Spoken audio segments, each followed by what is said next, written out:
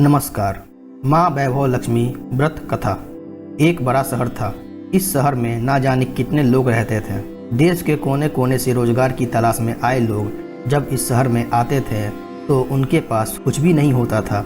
उनकी मात्र यही इच्छा रहती थी कि उनको किसी तरह से भी 2 समय की रोटी मिल जाए, मेहनत मजदूरी करके अपने बच्चों का पेट पाल लें, बस प्रभु के गुण गाएं। वैसे देखा जाए तो मानव की इच्छाओं की कोई सीमा नहीं होती।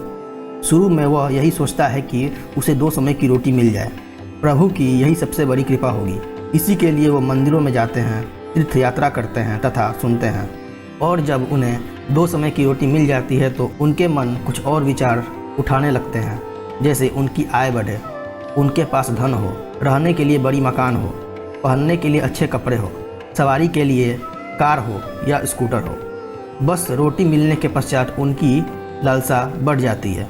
किसी ने ठीक ही कहा है, भूख की एक सीमा होती है जिसे खाना खाते ही पूरा कर लिया जाता है, परंतु लालसा की कोई सीमा नहीं होती। मानव जीवन की भी एक सीमा है। लाखों करोड़ों के सपने, सुख शांति और मौज मस्ती की आशाओं की तलाश, मौज मस्ती की आशाओं की लालसा करने वाला मनुष्य यह भूल जाता है कि यह द्वार उसे मृत्यु की ओर लिए जा रहा है। मानव जीवन इतना बड़ा कहाँ है जिस पर हम भविष्य का इतना बड़ा बोझ लाद लेते हैं। हम काम, क्रोध, लोभ, मोक्ष, अहंकार से अंधे होकर उस प्रभु, उस महाशक्ति को भी भूल जाते हैं जिसने इस संसार को जन्म दिया है, जो जीवन देता है और वही मृत्यु भी देता है। कलयुग में तो ऐसा ही होता है। पाप की परछाइयाँ लंबी और गहरी होना शुरू हो जाती है। धर्म व्यापार बन जाता है। अधर्मी खूब फलते फूलते हैं। इस बड़े शहर में धर्म कम और अधर्म अधिक है। इसी शहर के एक मोहल्ले में मोहन और राधा पति पत्नी के रूप में रहते थे। उनका छोटा सा घर था, यानी घर के नाम पर एक कमरा था।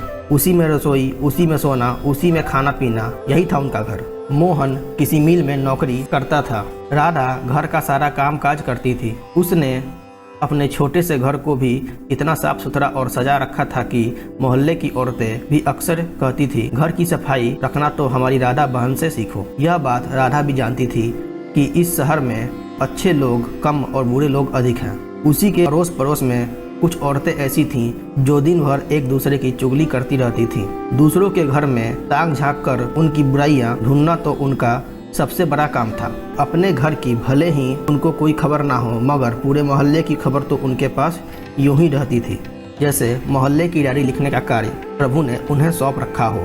राधा को उनकी यह बातें पसंद नहीं थी। पहले तो उसे घर के काम का सही समय नहीं मिलता था। दूसरा, पति की सेवा करना उसका धर्म था।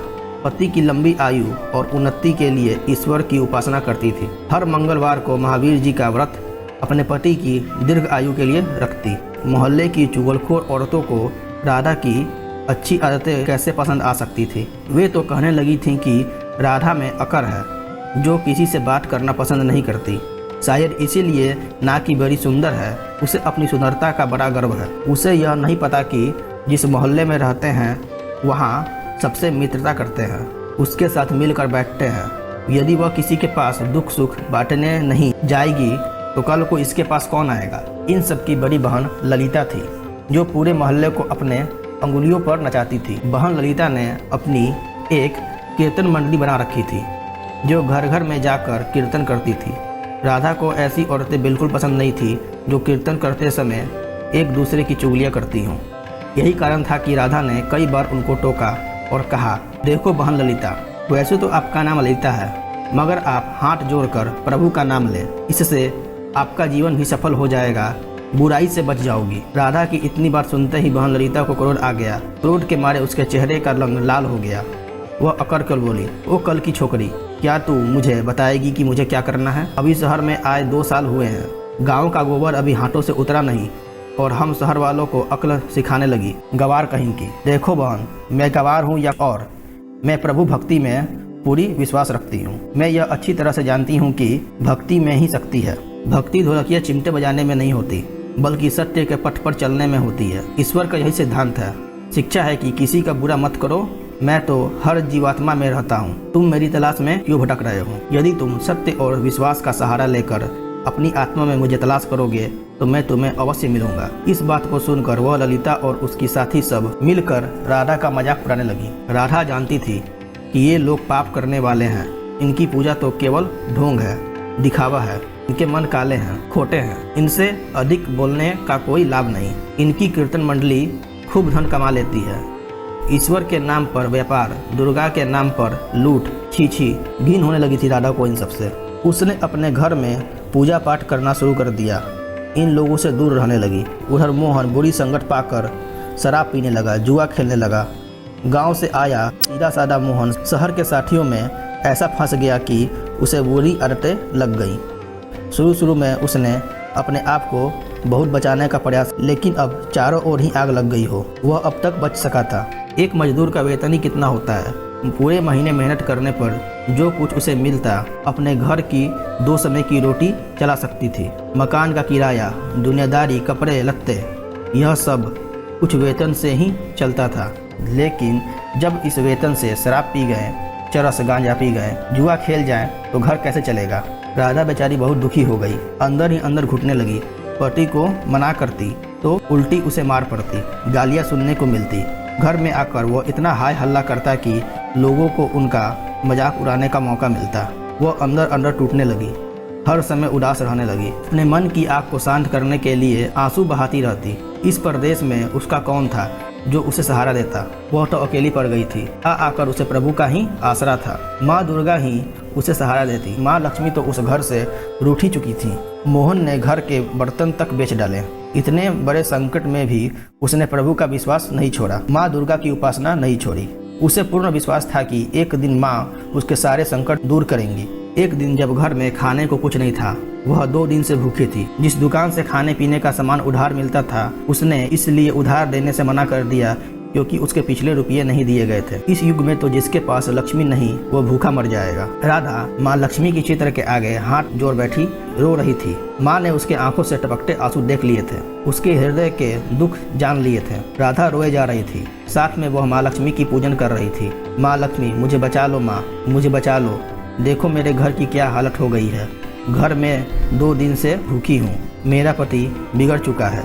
घर में लक्ष्मी जी आप बैठी हैं, परंतु आपका दूसरा स्वरूप जो इस संसार में माया का है, वह इस घर में नहीं है। उसके बिना जीवन नहीं। माँ मुझे बचा लो, माँ मुझे बचा लो, माँ मुझे बचा लो। माँ शक्ति दो, माँ शक्ति दो।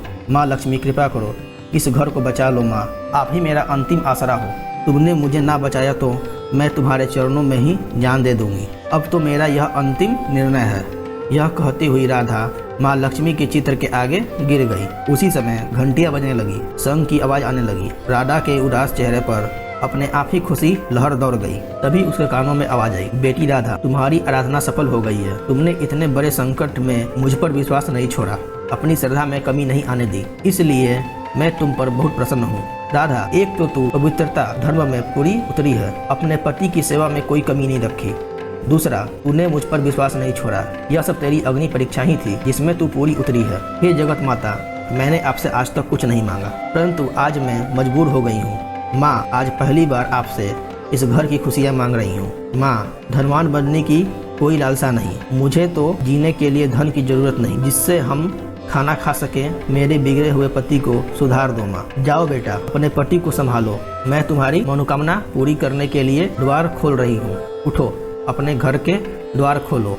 राधा के अंदर ना जाने कहां से अनजानी शक्ति आ गई। वह माँ लक्ष्मी के चरणों से उठकर अपने घर के द्वार की ओर गई तो सामने ही एक तेजस्वी ब्राह्मण को खड़ा पाया। बेटी राधा, जय माँ लक्ष्मी बोलो। जय माँ लक्ष्मी, राधा ने पूरी शक्ति से कहा। देखो बेटी, मैं लक्ष्मी जी के मंदिर का पुजारी हूँ। माँ के आशीर्वाद से यह 2 बोरी आटा और साथ में दाल और घी, यह सब खाने की सामग्री आपके घर पहुँचाने के आदेश हुए हैं। आप धन्य है महाराज, आप धन्य हैं। माँ लक्ष्मी की पुजारी होने के नाते मैं आपके चरण छूटी हूँ महाराज, और आपसे यह प्रार्थना करती हूँ कि मुझे इस संकट से निकालने का उपाय भी बताओ। देखो बेटी, इस माया रूप संसार में सुख प्राप्त करने के लिए अपने मन को शुद्ध और आत्मा को पवित्र रखना पड़ता है। माया लक्ष्मी जी को तिजोरियों में बंद रखने वाले पापी होते हैं। यदि तुम अपने मन की शांति और घर गृहस्थी चलाने के लिए लक्ष्मी जी को प्राप्त करना चाहती हो तो मैं माँ वैभव लक्ष्मी का व्रत करो। इस व्रत के करने से आपकी हर मनोकामना पूरी होगी, तुम्हारे संकट दूर हो जाएंगे। लेकिन पुजारी जी, मुझे इस व्रत की विधि बता दो। मैं तो माँ लक्ष्मी की उपासना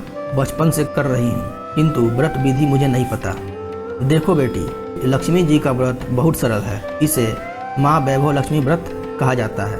जो प्राणी सच्चे मन से इस व्रत को कर लेता है उसकी सारी मनोकामनाएं पूरी हो जाती हैं। उसे हर प्रकार की सुख संपत्ति प्राप्ति होती है। इस व्रत को विधि पूर्वक करने से ही इसका फल मिलता है। जो लोग इस व्रत को विधि पूर्वक नहीं करते हैं उन्हें कोई फल नहीं मिलता, बल्कि वे अपने मन की शांति खो बैठते हैं। कई पाखंडी और ढोंगबाज यह कहते फिरते हैं कि सोने के गहने की हल्दी कुमकुम से पूजा करो, बस व्रत हो गया। परंतु ऐसा नहीं है। कोई भी व्रत जब तक अपनी विधि अनुसार नहीं किया जाता उसका फल शून्य ही होता है। यह सब कुछ भी अपने आप पर निर्भर करता है। वैसे घर में यदि सोना हो, व्रत रख कर उसकी उपासना जरूर करें। माँ लक्ष्मी जी का व्रत शुक्रवार को रखना चाहिए।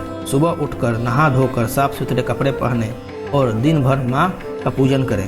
हर समय मुँह से यही शब्द निकले, जय माँ लक्ष्मी, जय माँ लक्ष्मी। शाम के समय पूर्व दिशा की ओर मुँह करके आसन पर बैठें और माँ लक्ष्मी जी की मूर्ति या चित्र किसी ऊंचे स्थान पर रख उसके आगे चावल की ढेरी लगाएं। एक खुली प्लेट में सोने के जेवर रखें। यदि सोने के जेवर ना हो तो चांदी से ही काम चलेगा। माँ लक्ष्मी के चरणों में गुलाब के सुर्ख फूल अर्पण करके धूप के साथ साथ देसी घी की ज्योति जलाएं।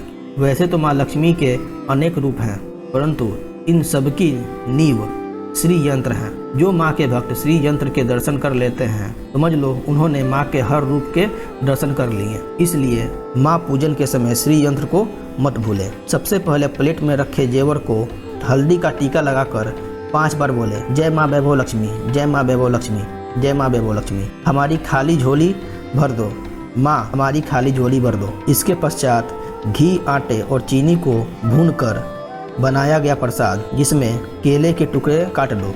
माँ लक्ष्मी की आरती करके उस प्रसाद को लोगों में बंटवा दें। बांटते समय भी आपकी जुबान पर माँ लक्ष्मी जी की जय जरूर रहना चाहिए। यह व्रत निरंतर 21 या 51 रखे जा सकते हैं। सूर्यास्त होने के पश्चात माँ की उपासना करके जब प्रसाद बांट लें तो आप भी भोजन ग्रहण कर सकते हैं। माँ के आगे पड़े चावल को सब पक्षियों को डाल दें। व्रत रखने वाले हर भक्त के लिए जरूरी है कि वह माँ वैभव लक्ष्मी का कथा पाठ करके और लोगों को भी कथा सुनाए। इससे और अधिक पुण्य मिलता है। यह सारे व्रत जब विधि पूर्वक पूरे हो जाएं तो इसके फलस्वरूप प्राणी की हर इच्छा पूरी हो जाती है।